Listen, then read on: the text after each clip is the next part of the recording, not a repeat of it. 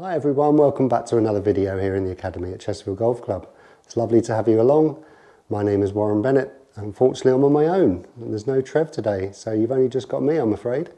This video is all going to be about the misconceptions you might have heard or read or seen on TV that any of the pundits will describe. You've got to be really careful, as us golfers will kind of latch on to the latest craze or a saying, and if you go down the rabbit hole or you do the exercise incorrectly, it can really cause you some problems. You know, if you've ever been practicing, say at a driving range, and you might have overheard people talking and saying and trying a few things, and this is all going to be about some of the most popular ones that I and we here at the Academy have heard and people come through the door and have problems with. So let's get going, let's get on to number one. The first one I hear is we want to try and keep our head down. That's true in some ways, but if we try and actually keep our head completely still, so if we take that to the extreme, so if you can see my cap here, so pretty much looking straight down. Now, I've only got so much range of motion if I can actually keep my head there. And again, on the follow through, if I try and actually literally keep it there, which is obviously we need to do to some point, but there has to be some leeway of the head going back and forth. So the most important thing I say is the head must stay level. So you don't really want any movement up and down, because that's obviously quite tricky to get the strike and get the ball on the club face correctly.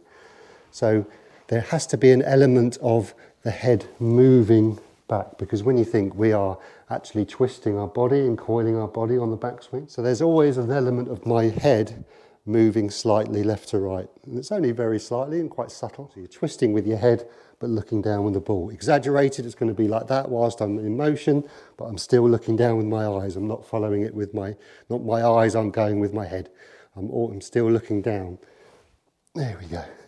That's really going to give you the opportunity to get behind the ball, coil behind the ball, and get some weight on that right side correctly without swaying.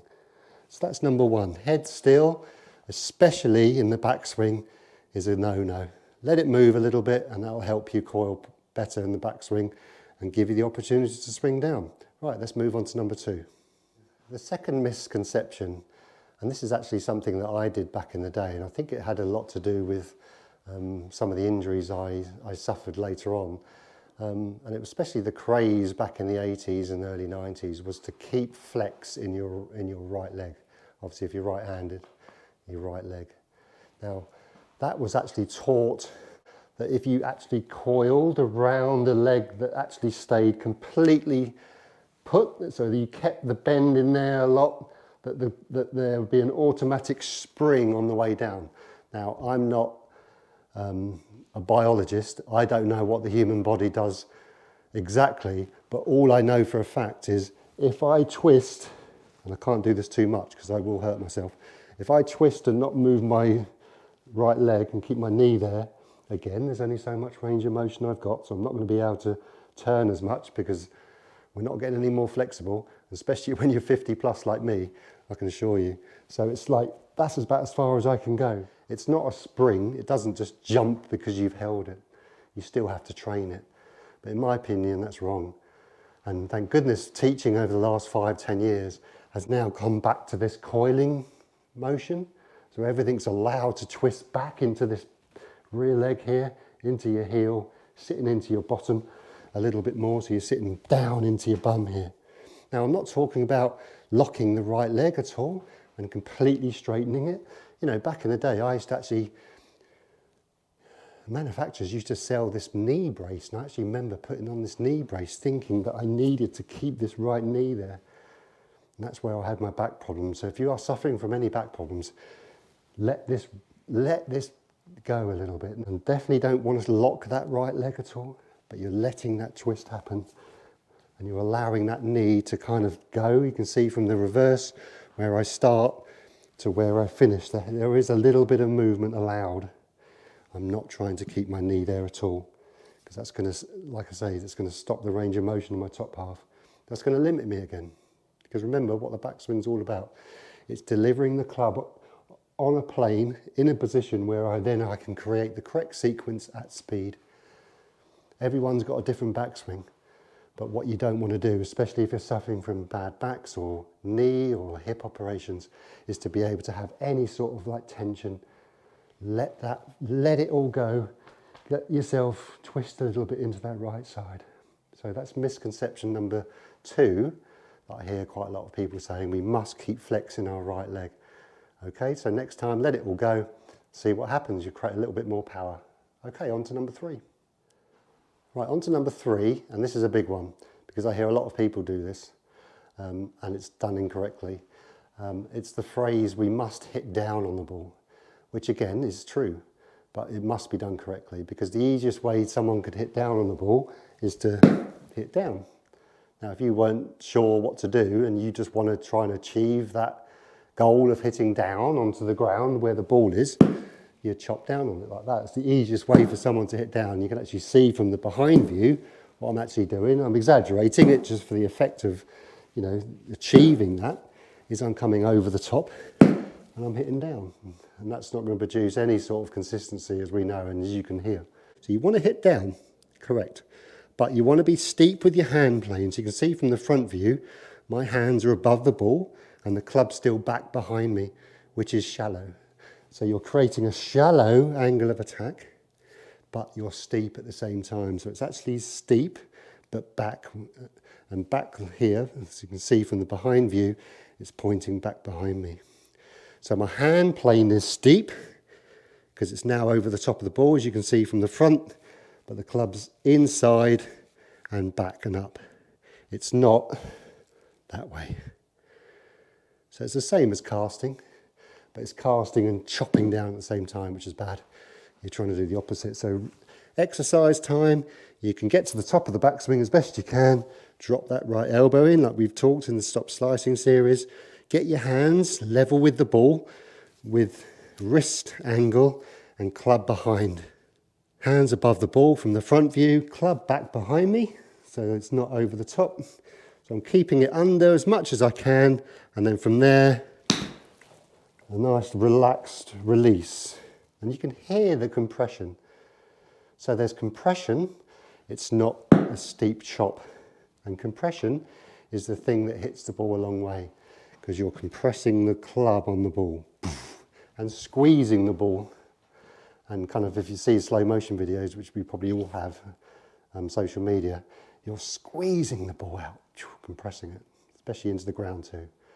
But the steepness, remember, just a little rehearsal back again, the steepness comes from the hand plane, so the hands aren't back here and releasing, they're on top of the ball, club behind, and then release. So you can do this little release, and I'm going to do an exercise of how to release the club properly.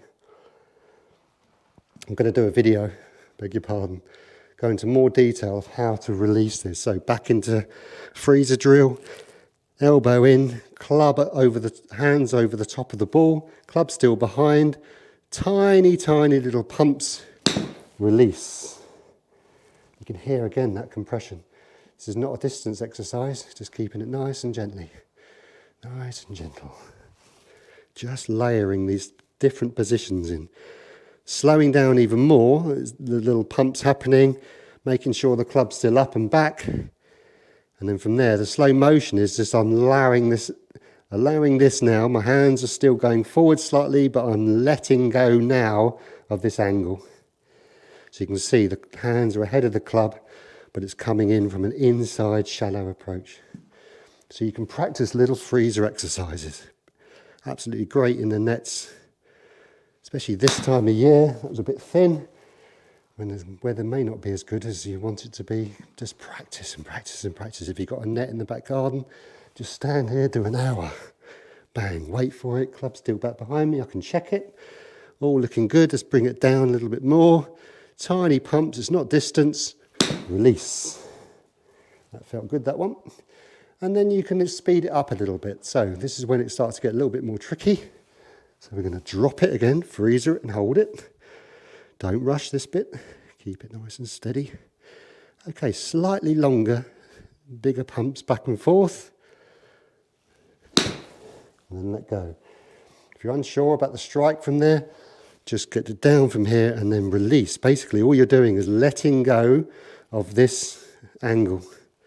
Not doing anything with the shoulders, just letting go of this angle. Like I said, I'm going to do a video with that. Down happens because you're steep over the top of the ball with your hands and the club's still backing up. And then you release. This one, we're going to try and do it without stopping. Don't hit it too hard. And then you're trying to layer those feelings. It will never be the same as the freezers, but you're just trying to layer that feeling. All right, so that's number 3. There's no hit down. Down happens as a reason of the hands being steep and the club back behind on the shallow plane. Okay, let's get on to the 4th one. Different one, this isn't a technical one. Okay, everyone, as you can see, I'm not going to hit any more balls, but this 4th one's a big one because being around the golf club, I hear this quite often. Be careful what advice you listen to, because everyone, as much as they mean well, will give you the advice that's probably working for them at that time. And as we know, everyone's different, everyone's got different faults, different swings, and obviously different physical capabilities. Everyone means well, but what they're probably doing is what is working for them at the time or the latest craze. So be careful. There's nothing like seeing a coach one-to-one who will take all those considerations and then package it for you. So be careful. You can listen to it, but that doesn't mean you take that advice, because if you go down that rabbit hole, it can cause even more problems. So be careful. Go and see your PGA professional for some one-to-one lessons, understand your swing and go forward from there. All right, everyone, that's the 4 things. I know it's a slightly different video, this one. If you'd like any different types of videos or any specific areas of your game you'd like me to address, then please feel free to comment and message me, and I'll do my best to get back to you, like I've hopefully got back to everyone so far. Many thanks for all your comments, and obviously all the likes and the subscribes. It's been amazing. I've only been going for a few weeks, so really enjoying doing it. Love the slicing series. I'm going to do one on chipping soon and want to do that outside, and we're going to face all different scenarios. The next video hopefully is going to be, so this is going to be the Tuesday one. Next one's on Friday, so weather permitting, outside I'm going to do a bunker one, and the common mistake I see in people trying to get out of a bunker. So look forward to seeing you then.